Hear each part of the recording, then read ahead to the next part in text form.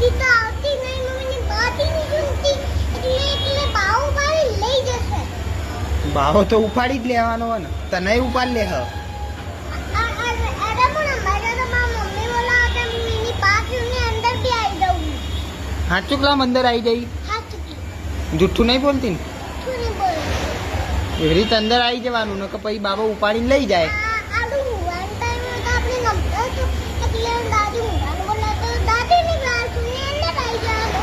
હા, દાદી બોલાવે તોય અંદર આવી જવાનું. તો કોઈ અંદર ચોકલેટ આપે તો ના લેવાની, એટલે કોઈ અંદર બાવો હોય બધે આપણે ઉપાડીને લઈ જાય. હા, કોઈ અંદર તો ચોકલેટ નહીં લેવાય. ચોકલેટ ના લેવાય, કોઈ બી ચોકલેટ આવે ને તો ના પાડી દેવાની. તો આપણા કાકા ચોકલેટ આપું તો તાર મમ્મી ચોકલેટ આપું એવું લેવાનું. હા, મમ્મી આલે કાકા આલે ને તો જ લેવાની. ઓકે.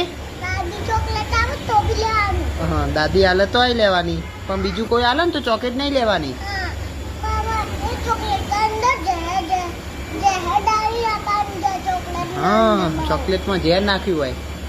એટલે કોઈ મમ્મી આપણી ચોકલેટ આપે, કોઈ કાકા આપણે ચોકલેટ આપે, કોઈ આપણી દાદી ચોકલેટ આપે, તો નહીં જ કહેવાય. ઓકે, ચલો બાય બાય કહી દે ફોનમાં. Bye bye.